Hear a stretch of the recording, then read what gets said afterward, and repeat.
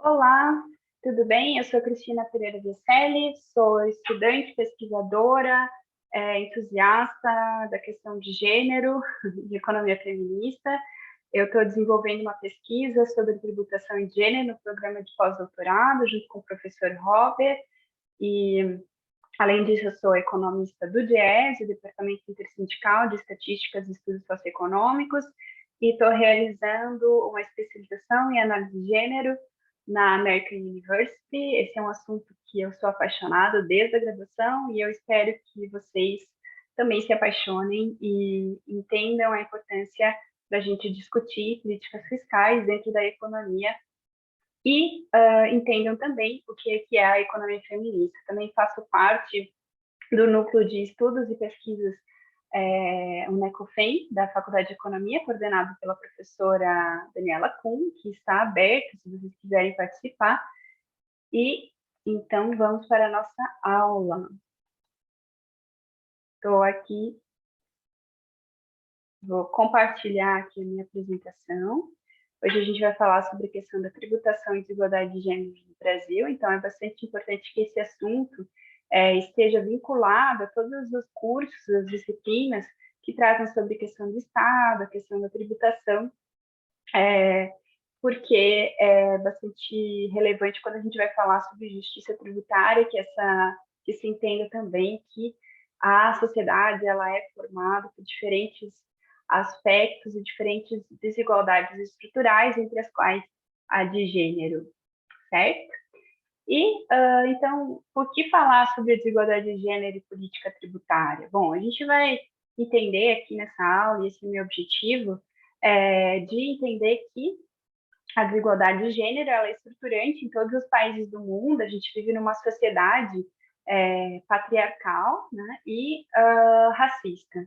Então, essas desigualdades e essas estruturas patriarcais e racistas, essas desigualdades de gênero, elas vão elas vão aparecer em diferentes âmbitos no mercado de trabalho, na forma como as famílias se organizam, na forma como o poder entre os domicílios e dentre diferentes domicílios se conjuga, e é bastante importante a gente entender esses aspectos quando a gente vai falar sobre a questão da tributação. Primeiro vamos começar a falar, antes da gente falar propriamente sobre a questão da tributação, eu acho que é relevante a gente relembrar algumas pessoas, talvez alguns saibam, provavelmente, né, porque esse assunto é um assunto que está bastante em pauta, né, também com a ascensão do movimento feminista, a ascensão do movimento LGBTQI e outros movimentos sociais de direitos humanos, mas acho que é bastante importante a gente lembrar, até para fazer um alinhamento entre o que é gênero, né? O que é esse termo que se utiliza e que muitas vezes se utiliza de forma pejorativa e de forma muito errada para definir onde são os espaços de homens e mulheres na sociedade, né? Então, o gênero, na verdade, ele dentro das ciências sociais, das ciências políticas, ele é um termo bastante estudado, tá? E pelo movimento feminista também. Já dentro da economia, a gente não utiliza muito esse termo, não utiliza muitos estudos de gênero. Agora a gente está tendo uma ascensão desses estudos e dessa agenda de pesquisa, que é bastante importante, né? Principalmente começou a ter uma maior abrangência, principalmente a partir dos anos 90. Aqui no Brasil tem várias pesquisadoras estudando, mas é um assunto recente, vamos dizer, considerando comparativamente é, com outras áreas do conhecimento das ciências sociais, né? Então, a gente tem que estar perseguindo esse conhecimento aí dentro das demais ciências sociais, fazendo uma análise interdisciplinar. Mas, então, só para a gente ter um alinhamento, né, o gênero são as normas que regem os sexos. Ou seja, as pessoas, elas nascem com diferentes fenótipos e genótipos, né? Diferentes formas físicas e formas cromossômicas, vamos dizer assim. E os principais, né, vamos dizer assim, são homens e mulheres, né, sexo masculino e feminino, ainda que existam muitas pessoas que não se enquadrem nesses dois, esses dois sexos, né? Isso é importante, né? Porque existe toda uma crítica também a essa forma de você colocar as pessoas enquadradas, mas de forma simplificada, né? Então, existem também os intersexos, pessoas que não se enquadram nesses dois perfis, o que está tudo bem, né? O que a gente procura estudar dentro da análise de gênero é justamente essas diferenças, essas questões que são é, que se entrecruzam quando a gente vai falar sobre desigualdades, mas existem diferentes normas que regem esses diferentes sexos, né? Eu trouxe até essa figura, né? Porque mostra a rosa e azul, né? Porque a gente teve uma polêmica com a ministra Damares sobre meninos usam rosa, meninas usam azul. Opa, meninas usam rosa, meninos usam azul, ato falho. Mas isso justamente ela está colocando porque é uma forma de você fazer uma ideologia de gênero, é você definir gênero como menino usa determinada cor, menina usa determinada cor. Isso é uma característica que, ao longo da história, foi mudando, né? Antigamente, os homens usavam rosa, as mulheres usavam azul, e, enfim, é só uma parte, né, de toda uma questão que vai muito além das cores, mas que definem os espaços que as mulheres vão ocupar, como as mulheres vão se portar, uma performance, né? O que é a mulher dentro da sociedade, como a Simone de Beauvoir vai falar, né? Não se nasce mulher, torna-se mulher. Então, toda essa questão social que está enraizada dentro da sociedade, que difere de acordo com a região, de acordo com o contexto histórico, tem a ver com gênero. Eu acho, inclusive, que a gente tem que ter mais análise de gênero, mais estudo sobre gênero dentro da ciência econômica, que é bastante importante para a gente entender a sociedade e também os novos conflitos e grupos que estão se colocando dentro da sociedade, né? Dentro dos movimentos sociais.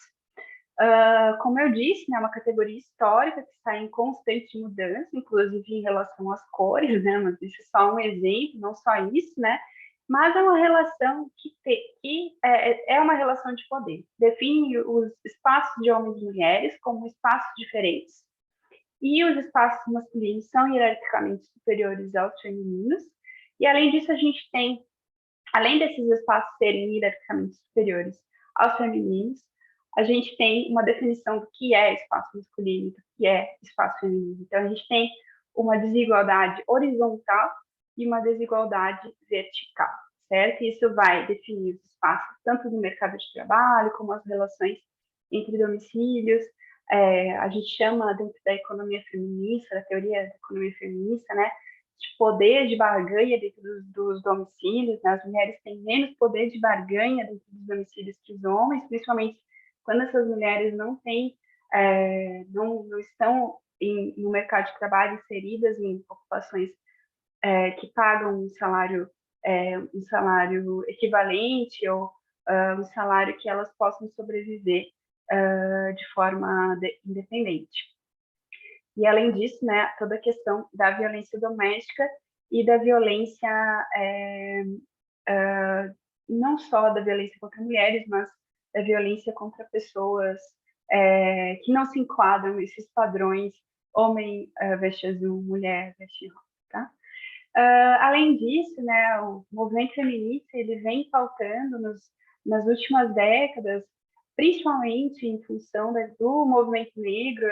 A gente tem um resgate importante das feministas negras no Brasil, que foram extremamente importantes, são extremamente importantes historicamente para definir uma crítica à sociedade. Então, a gente tem aí nomes como a Lélia Gonzalez, no Brasil, que são extremamente importantes para a gente conseguir construir uma sociologia de gênero, uma sociologia de raça no país, e dentro do Brasil em específico, a gente tem essa questão estruturante racial que é extremamente relevante, porque a gente não pode dizer que as mulheres brancas estão nos mesmos patamares que os homens negros e as mulheres negras. Então, é importante sempre a gente fazer essa crítica, sempre quando a gente vai fazer estudos de gênero, a gente pautar essa questão de raça também, e a questão de classe, porque a gente tem igualdades que nos unem, né, como mulheres, mas também a gente tem diferenças importantes também, essas diferenças sempre têm que ser pautadas. Ainda que as estatísticas no Brasil, principalmente as estatísticas abertas, elas precisam evoluir bastante nesse âmbito de questões raciais, recortes raciais, certo? Bom, as desigualdades de gênero elas aparecem em diversos âmbitos dentro das organizações internacionais, então a gente tem a Convenção para a Eliminação de Todas as Formas de Discriminação contra a Mulher, de 1979, a Declaração da Plataforma de Pequim contra a Violência contra a Mulher, de 1995 a 2005, a Agenda de 2030 para o Desenvolvimento Sustentável, e é importante destacar que os Objetivos de Desenvolvimento Sustentável destaca a igualdade de gênero como um direito fundamental e também como pressuposto para a construção de um mundo pacífico, próspero e sustentável. As mulheres, elas são os principais agentes, né, de sustentação das suas famílias, né, por uma questão de construção social, e a gente construir essa igualdade, construir uma agenda que foque no trabalho de cuidado, no trabalho de cuidados de pessoas no geral, que seja distribuído por toda a população, é extremamente relevante para a construção desse mundo que a gente espera que seja um mundo onde todos possam ter um desenvolvimento como seres humanos de forma igualitária, certo?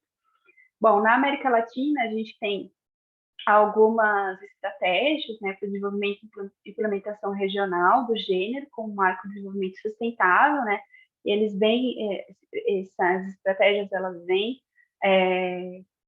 a partir desse âmbito internacional, buscando no âmbito regional a gente construir essa igualdade de gênero, né. E se busca, então, a implementação de políticas fiscais, aí que é importante a gente estudar essas questões dentro da economia, focado nas questões de igualdade de gênero e dos direitos humanos.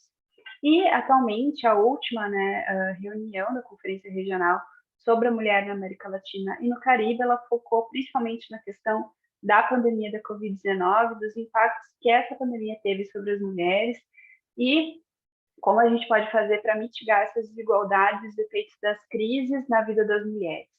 É importante a gente destacar sobre esse ponto que a pandemia da Covid-19, ela impactou fortemente as mulheres, principalmente as mulheres pobres e as mulheres negras no Brasil, em função da sobrecarga de trabalho doméstico, em função dela ter aumentado a violência doméstica, em função de ela ter impactado principalmente setores que são ocupados por mulheres, como o setor de educação e setor de serviços de trabalho doméstico remunerado. Não é o foco da aula de hoje, mas eu gostaria de destacar isso, porque é importante a gente pensar em políticas fiscais e em uma reforma tributária que seja igualitária a gênero, também porque a gente vive num contexto muito desfavorável às mulheres, que é o contexto da pandemia da Covid-19. Bom, feito esse preâmbulo, a gente vai, então, agora focar na questão da tributação e gênero. Primeiro, é importante a gente destacar, eu acredito que vocês tenham visto nas aulas, que é importante a gente realizar uma reforma tributária, que os países tenham um sistema tributário progressivo, o que não é característica dos países em desenvolvimento, em especial o Brasil, né, que são caracteristicamente regressivos, ou seja, as pessoas que recebem salários menores acabam pagando maior parte dos tributos proporcionalmente. Bom, isso é extremamente importante para a gente diminuir as desigualdades sociais, para a gente conseguir fazer uma redistribuição de renda, a gente fazer uma reforma tributária progressiva. Mas progressividade não quer dizer fazer uma tributação com enfoque de gênero. Por isso que a gente está fazendo essa aula, por isso que é importante a gente destacar esses aspectos que são relativos a gênero, certo? Então, bom, por que é importante a gente estudar a questão de gênero e tributação? E daí eu trago aqui para vocês alguns pontos levantados nessa pesquisa feita por Grom e Valodia em 2010, que ela destaca algumas questões que são caracteristicamente questões de gênero e que impactam na forma como as mulheres e os homens vão pagar o tributo de forma diferenciada. Bom, o primeiro ponto é a diferença de gênero no mercado de trabalho. Em função dessas desigualdades de gênero, dessas normas de gênero, em que as mulheres elas são mais aptas a fazerem atividades voltadas aos cuidados, desde pequenina aprende que a gente que nós somos as pessoas cuidadoras da sociedade, tarará, a gente tem essa sobrecarga de trabalho, que é um trabalho não remunerado, não reconhecido, não valorizado pela sociedade.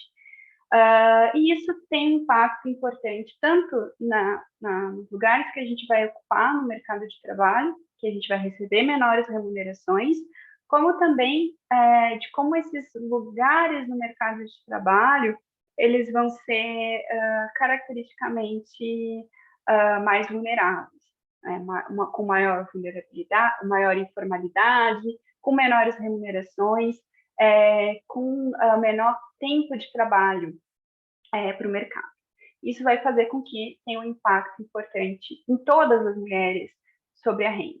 Mesmo aquelas que estão em cargos de gerência, mesmo aquelas que não estão ocupando posições de cuidados dentro do mercado, elas vão ser penalizadas por serem mulheres. A gente chama de penalização do mercado dos trabalhos de cuidados.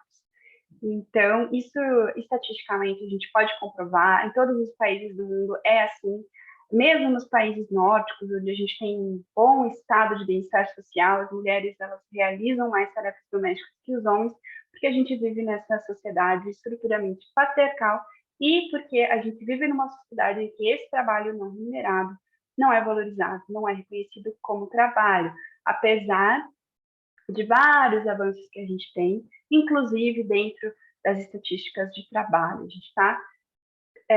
gente está avançando nesse sentido, a gente está conseguindo construir mudanças importantes e uma delas é falar sobre tributação e desigualdade de gênero.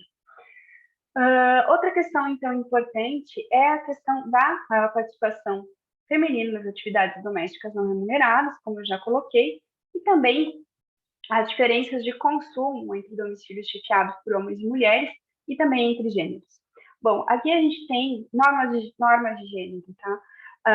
As mulheres, e diversos comprovam isso, as mulheres, quando são chefes de domicílio, despendem a maior parte de sua renda em educação, saúde, despendem a maior parte de sua renda no cuidado com seus filhos, porque, pelas normas de gênero, elas são as principais responsáveis.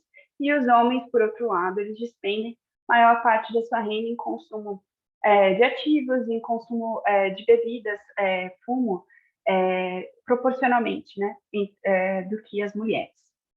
E isso faz com que, se a gente tem diferentes tipos de tributação para determinados bens, a gente vai ter uma maior imposição ou para os homens ou para as mulheres, né? Por exemplo, se a gente tributa mais o álcool, a gente tem uma maior penalização sobre os homens. Se a gente tributa menos a cesta básica, a gente vai ter uma menor tributação sobre as mulheres, certo? E isso é importante, né? Fazer políticas que visem o bem-estar da sociedade, é importante que a gente enxergue, então, essas diferenças de consumo entre homens e mulheres. E também as diferenças de acesso de ativos, como terra, propriedades. Bom, em função dessa sociedade com um grande nível de desigualdade entre gêneros, a gente vai ter um menor acesso das mulheres a ativos como apartamentos, mulheres proprietárias de empresas, mulher proprietária de imóveis, proprietárias de terra, automóveis. Se esses bens são tributados são desoneradas, a gente tem uma menor tributação sobre os homens comparativamente do que sobre as mulheres. E, historicamente, as mulheres elas sempre foram, né, inclusive dentro da legislação, agora falando no Brasil, né, quando a gente vai falar sobre a questão de como as mulheres, quando as mulheres tiveram direito a voto, direito à aquisição de ativos, direito à autonomia fora do casamento, é muito recente. Então, por isso, a gente não tem acesso a esses ativos e a forma como o Brasil tributa penaliza principalmente quem gasta uma boa parte da sua renda em consumo. Bom, vamos adiante. Nesse sentido, né, a gente tem, dentro da literatura feminista, aqui tem uma autora bastante importante, que é muito citada, a Trotsky, que ela vai falar que existe tributação de viés de gênero de forma direta e indireta, ou seja, ou explícita ou implícita. Ela é direta quando as regulamentações elas são específicas, elas tratam homens e mulheres de forma diferente, e esse tipo de viés é principalmente encontrado nos impostos, mais nos impostos diretos, como imposto de renda, do que nos impostos indiretos. E ela é indireta quando a tributação, apesar dela não explicitar, ela vai possuir diferentes impactos entre homens e mulheres, né? E ela pode ocorrer tanto na tributação direta como também na indireta. Vamos dar uma olhada, então, em alguns exemplos de tributação direta e indireta. A gente tem, no caso, como viés implícito, né, por consumo diferencial, seriam os impostos indiretos que eles impactam nos preços finais, né? Por exemplo, ICMS, né, que vai afetar de forma distinta entre os gêneros. Como eu falei, né, por exemplo, se você tributa mais cigarro ou bebida alcoólica, você vai tributar mais os homens do que as mulheres. Além disso, né, se você tributa mais alguns bens que são voltados para os trabalhos domésticos não remunerados, e as pessoas deixam de adquirir esses bens, ou eletrodomésticos, por exemplo, vai aumentar a carga de trabalho das mulheres dentro dos domicílios, né? E, inclusive, impactar na presença dessas mulheres no mercado de trabalho e na tomada de decisão dentro dos domicílios. Então, a gente tem toda uma gama de efeitos que podem ocorrer tanto a nível macro como a nível micro, né? Então, as mulheres, elas muitas vezes podem acabar se tornando mais dependentes de um relacionamento que não está dando certo, que não é legal, que é caracteristicamente violento, permanecer nesse relacionamento por uma questão de dependência econômica. A gente tem também impacto no emprego de um setor econômico, por exemplo, se um país vai fazer uma política de desoneração para determinada atividade, algum setor produtivo.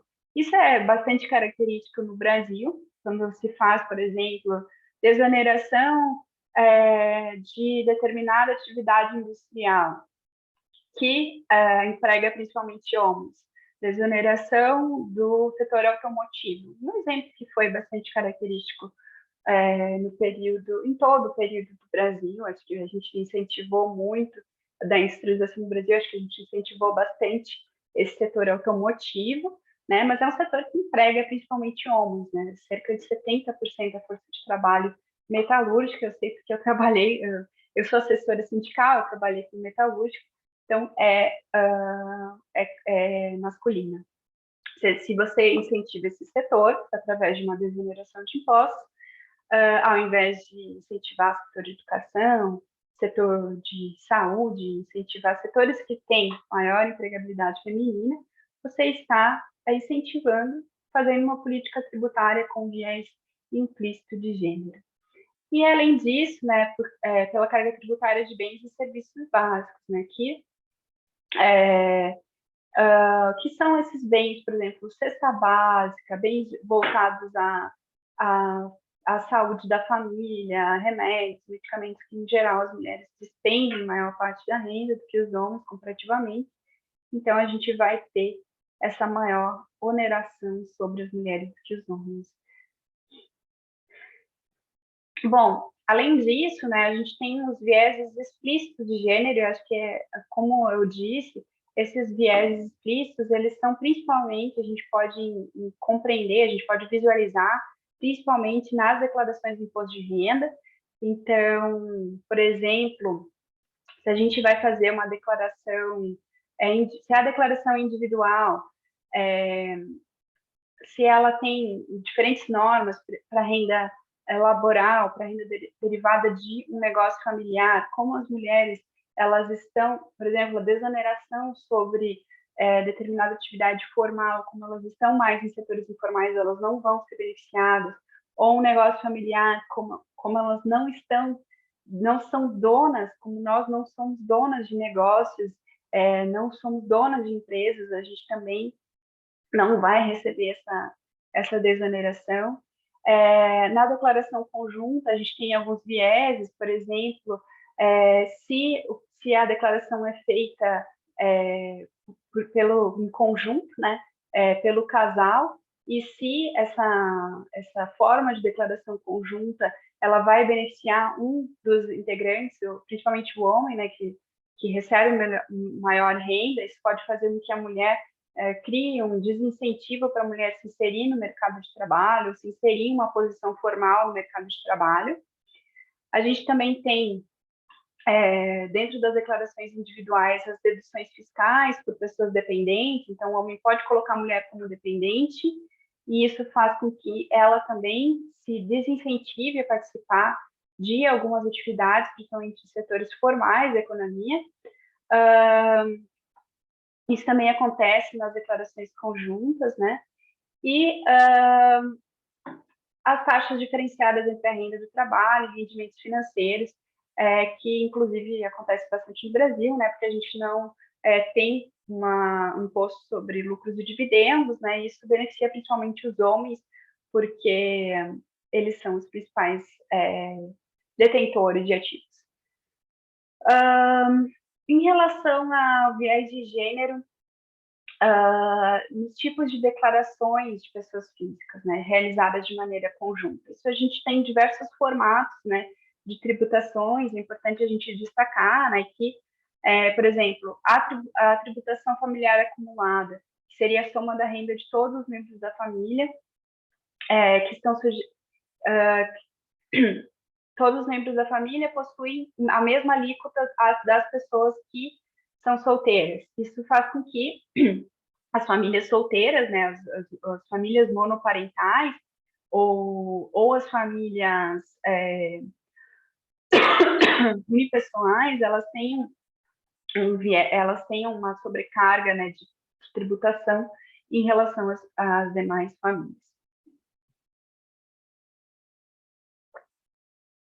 Desculpa, gente. Falando demais. No caso, por exemplo, existe um tipo de tributação por coeficiente familiar, que seria a divisão de todas as rendas da família por um coeficiente. Nesse caso também a gente tem um tipo de viés, porque esse sistema ele tende a beneficiar principalmente as pessoas casadas e com filhos, né? Porque essas pessoas, esse tipo de arranjo, eles tendem a ter um coeficiente maior do que as pessoas solteiras e sem filhos, ou mesmo as famílias monoparentais, né? E daí as monoparentais femininas são ainda mais prejudicadas, né? Porque elas recebem salários menores e vão ter um tipo de tributação de renda maior. E a gente também tem o sistema de partição, que seria a divisão de toda a renda da unidade familiar entre os dois cônjuges, o que acontece também um prejuízo para a unidade familiar, né, principalmente para os indivíduos que recebem uma menor remuneração, porque eles vão ter uma alíquota maior. E a tributação opcional, que é que as famílias elas podem optar, né, pelo tipo de tributação, se individual ou conjunto. Então, esses são os principais tipos, né, principais modelos de tributação de renda familiar, certo? e cada modelo tem os seus tipos de viés de gênero explícito.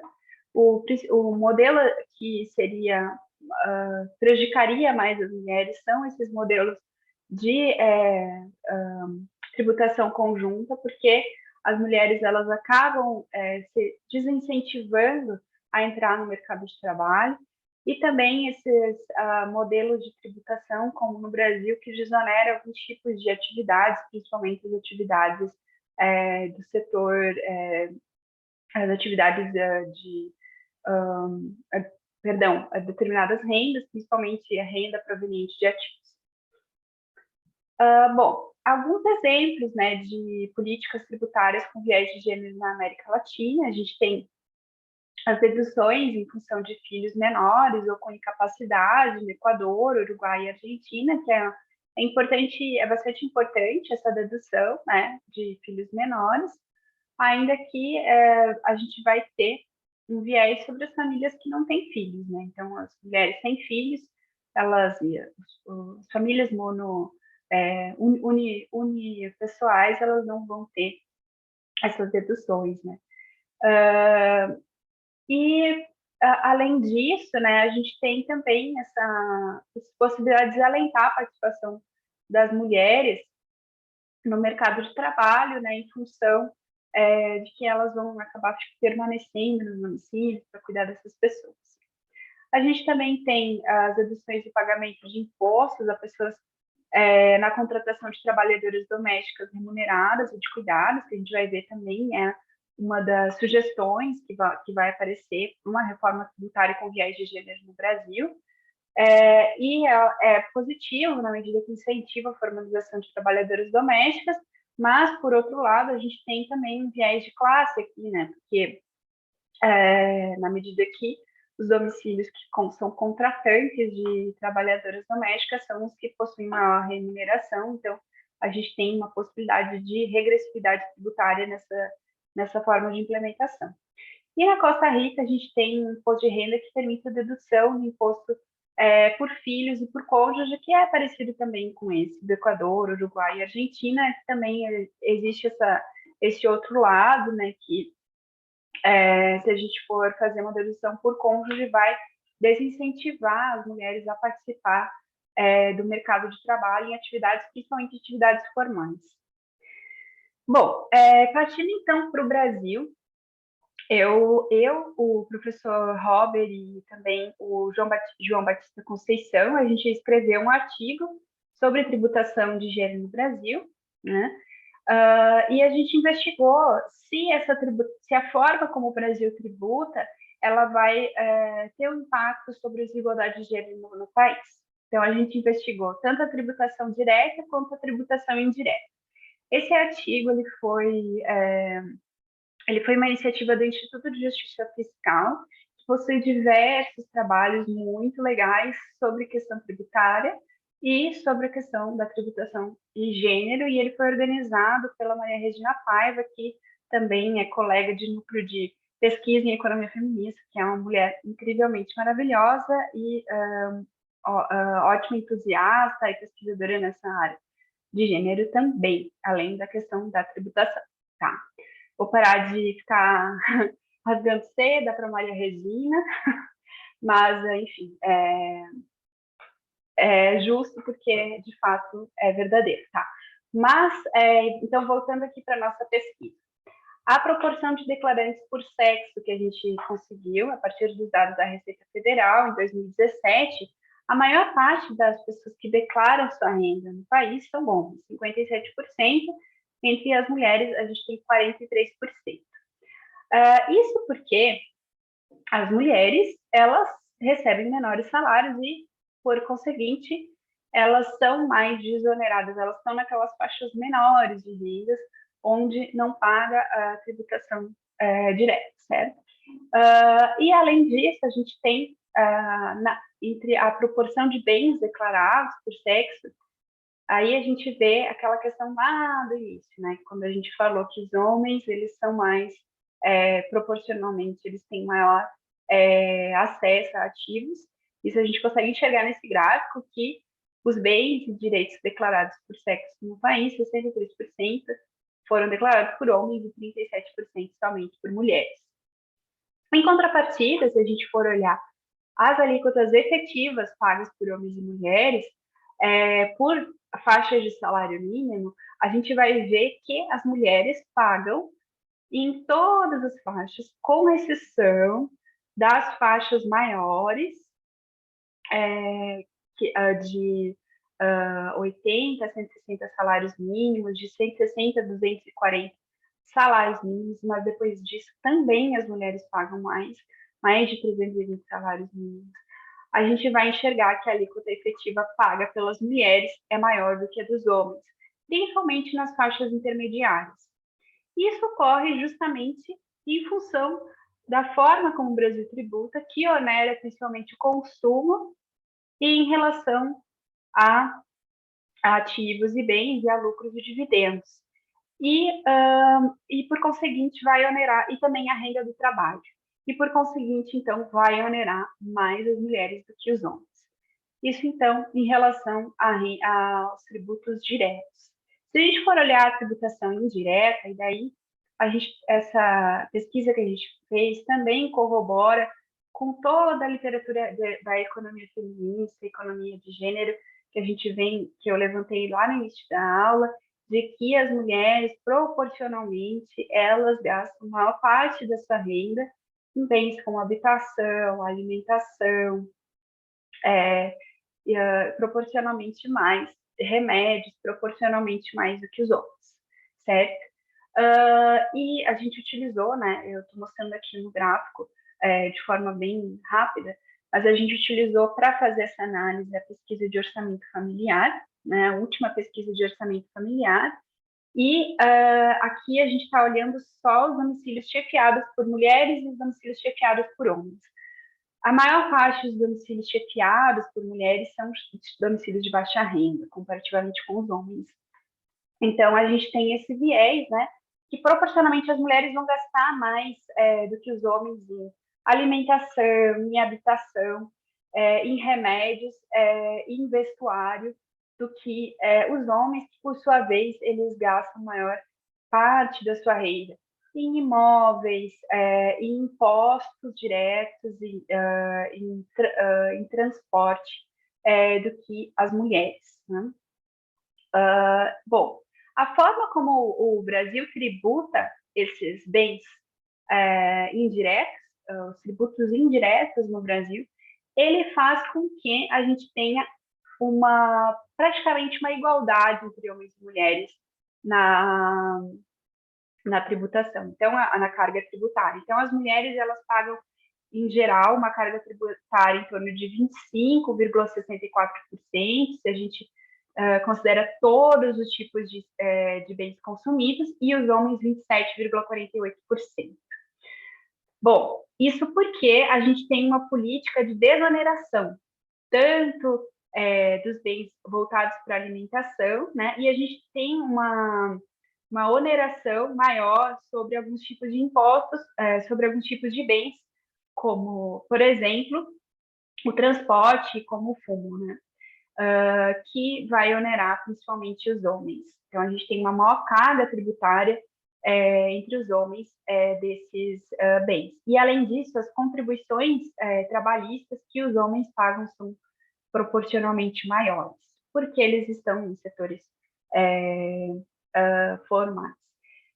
Bom, se a gente tirar os impostos e as contribuições trabalhistas, a gente vai ter mais ou menos a mesma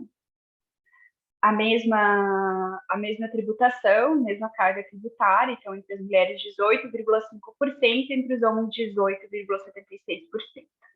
Então, por isso, se a gente for pensar em fazer uma política de gênero na tributação, a gente tem que pensar que essa política tem que permanecer com a desoneração da cesta básica de alimentos, não só por uma questão de política de gênero, de tributação de gênero, diminuir a desigualdade de gênero, ou permanecer com a carga tributária equitativa entre homens e mulheres, de tributos indiretos, mas também por uma questão de que a alimentação é importante para a manutenção da vida de todas as pessoas, né?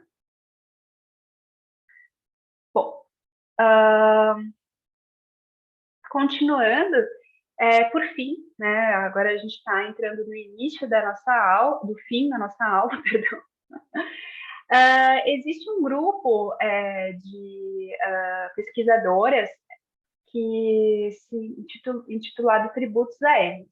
Esse grupo, eles construíram em 2020 um documento com propostas de reformas tributárias com viés de gênero. Eu vou citar algumas propostas aqui que eu acho bastante importante e, enfim, no final da aula eu vou colocar essa como uma atividade para vocês pensarem, não é uma atividade obrigatória, tá? Mas para vocês pensarem, se vocês entendem que essas propostas elas são interessantes, elas têm um nível de progressividade, se elas são importantes para a sociedade, se elas vão diminuir a desigualdade de gênero no país. Bom, inicialmente, uma das propostas é a isenção de FIIs e COFINS sobre absorventes íntimos e assemelhados. E uma das questões que está sendo discutida recentemente é a questão da pobreza menstrual.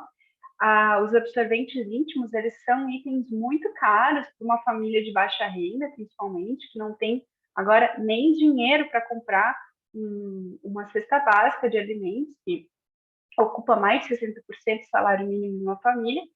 E se a gente for ver, essas famílias, elas vão acabar não comprando, não adquirindo esses bens, e as mulheres elas vão acabar utilizando outros tipos de recursos, até mesmo pedaço de pano, pedaço de tecido, e que vai causar danos muito, muito severos à sua saúde, à sua saúde em geral, né? Inclusive, tem alguns problemas de saúde, como choque tóxico, que pode levar à morte de meninas.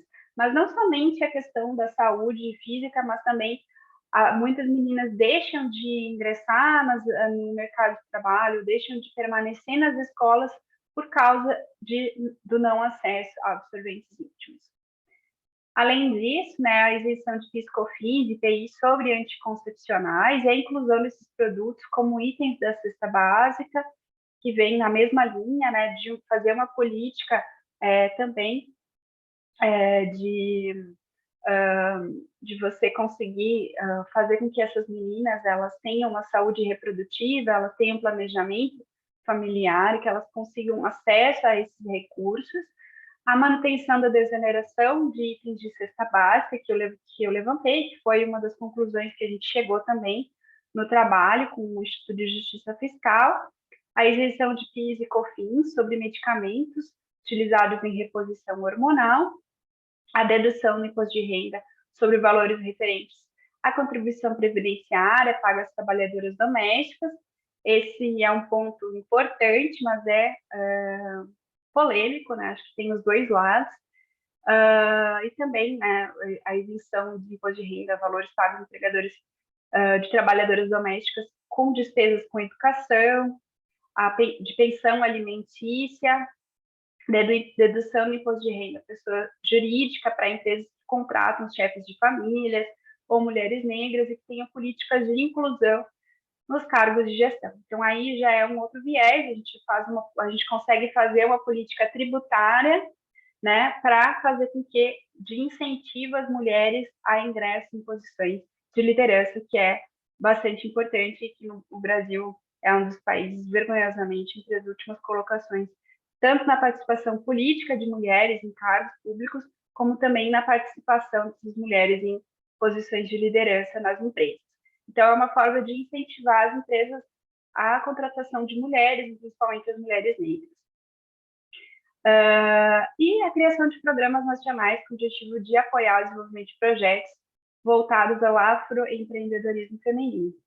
E aí a gente tem também, então, essa questão de inclusão das mulheres negras, principalmente, né?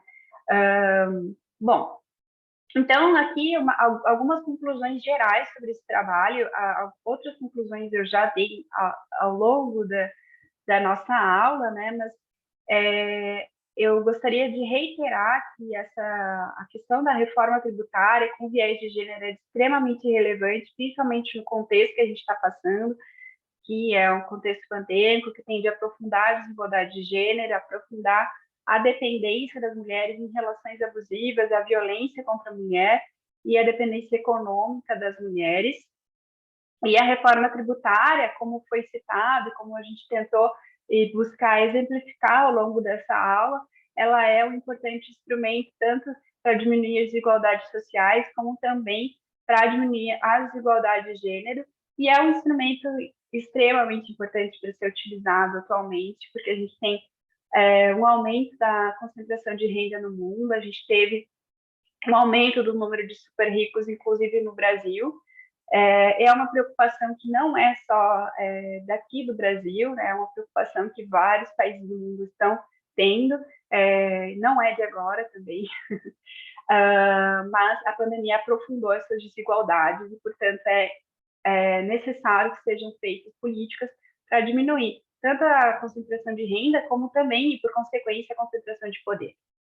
Aqui eu deixo para vocês uma questão para discussão, né, que, considerando a exposição em aula e as propostas apresentadas pela Piscitelli, Piscitelli é uma das integrantes do grupo Tributos para Ela, e as propostas realizadas na América Latina, que vocês façam, e além disso, a forma como o Brasil tributa, que vocês façam, então, essa análise crítica, né? Se vocês entendem que a forma como o Brasil tributa reforça as desigualdades de gênero, e quais são as políticas tributárias que vocês compreendem que são importantes para diminuir essas desigualdades de gênero no país. Eu vou deixar aqui para vocês continuarem estudando sobre esse assunto, alguns sites, né, entre os quais o Tax Justice Network, que é um portal global, que inclusive o Brasil participa, eles têm podcasts, eles têm diversos estudos sobre gênero. Aqui eu coloquei 2 links que estão relacionados a gênero, mas se vocês se interessam sobre essa questão tributária, em outros vieses, também vocês conseguem acessar dentro desse portal. Além disso, o Global Alliance for Tax Justice, que a Tax Justice Network faz parte desse Global Alliance for Tax Justice, e o Movimento Tributos a Ela. O Movimento Tributos a Ela tem uma página no Instagram, tem o podcast, e o podcast 5 tem uma entrevista, né, com essa professora Tatiane Santos Piscitelli, da FGV, entendeu? Que é uma professora de finanças públicas e que foi uma das que realizou esse trabalho, que eu acho interessante, mas que eu tenho críticas relacionadas a eles, e seria muito bom a gente ter um momento para debater sobre essas críticas. Quem sabe algum dia a gente consiga em algum momento, em alguma plataforma. Aqui eu deixo algumas referências para vocês. E é isso, gente. Eu vou parar aqui de compartilhar minha tela e também de gravar essa aula. Eu agradeço imensamente a todas e todos que ficaram até o final. E até a próxima.